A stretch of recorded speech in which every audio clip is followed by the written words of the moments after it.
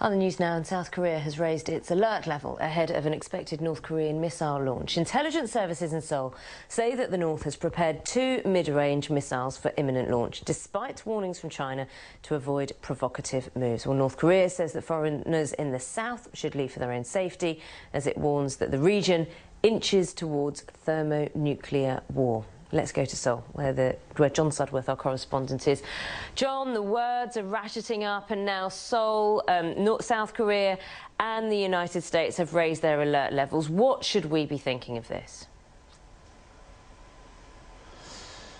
Well, South Korea's WatchCon status is a way of measuring the surveillance alert, and it's been moved up 1 notch today from level 3 to level 2. That's an indication of the response to the reports that North Korea is now ready to launch this mid-range missile. The interesting thing to note, of course, is that it's not the first time North Korea has launched a mid-range missile, nor will it be the first time, if it goes ahead, that it's done so during a period of crisis and tension. I think what's different this time, in terms of the technical details, is that this is thought to be a new type of missile, a missile known as the Musadan, first unveiled to the world back in 2010. It has a range of potentially up to 4,000 kilometres, and it's much more reliable, it is thought, than North Korea's old Scud-based mid-range missile technology. But a launch, I think, would be very unlikely to precipitate any kind of immediate military crisis, unless, of course, it goes wrong. And that's why we've seen this raising of the surveillance level here in South Korea, and, of course, Japan deploying anti-missile defences in Tokyo.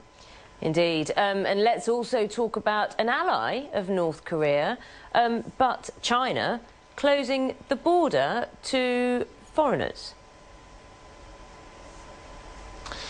Well, that's right. The border has been closed for Chinese tourists wanting to enter North Korea. Those tour programs have been continuing. In fact, North Korea announced in the last few days that it was going to extend them and develop a boat tour program for Chinese tourists to the resort of Gumgang on North Korea's east coast.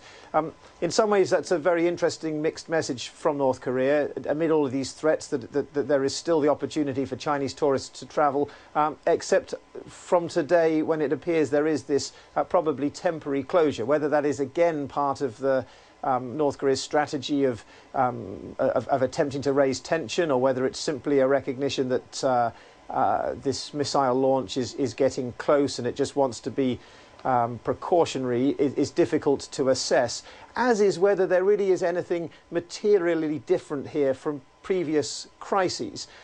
We've seen these sorts of border closures before. As I say, we've seen these missile launches before, and what a lot of analysts are trying to work out is whether the thinking of the new leader, Kim Jong-un, is significantly different from that of his father and grandfather before him. North Korea, it seems, should either be viewed with fear or a wry smile. The new leader, Kim Jong-un, inherited not just power from his father, but an easy-to-parody physical appearance. Hans, we've been through this a dozen times. I don't have any weapons of mass destruction, okay, Hans? The temptation to portray the leaders as mad, bad or both has long been irresistible, and few have done it better than the film Team America World Police. But some observers suggest, rather than laugh or tremble, we'd do better to understand. I think it's partly the physical appearance of the new young leader. He doesn't look like a serious actor. At the same time, this is a state which emphasizes its theatrical presentation. So whether it's soldiers goose-stepping in the center of Pyongyang, or the very strident rhetoric we hear from their propaganda machine, this looks comical, but there's a deadly serious intent behind what they're doing. This is a very agile diplomatic chess player, and we should take it very seriously. The chessboard looks like this. North Korea has found itself stranded by history and surrounded by enemies. Its bitter rivals South Korea and the old colonial power Japan, both backed by American nuclear weapons. So the young Kim Jong-un has the same singular purpose as his father and grandfather before him: regime survival.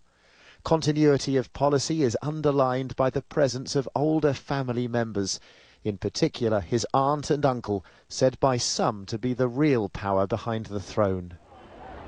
The logic has long been consistent. Unlike its South Korean neighbour, North Korea is militarily weak. After Iraq and Libya, it fears it may be next. So it sees nuclear weapons, threats and tension as ways of strengthening its hand. In reality, of course, North Korea is not at all funny. But nor is it all that frightening. Like his father before him, this young man is unlikely to start a war he knows he will lose.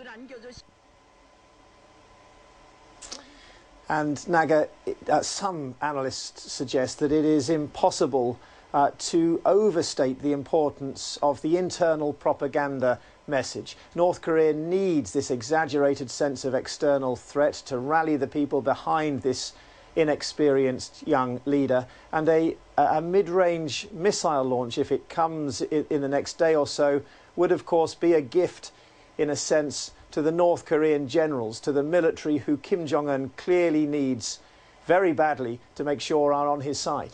Not sure everyone else is going to be quite so gracious. We're grateful for that gift, John. No doubt we'll be speaking very soon. Thanks very much, John Sudworth there in Seoul.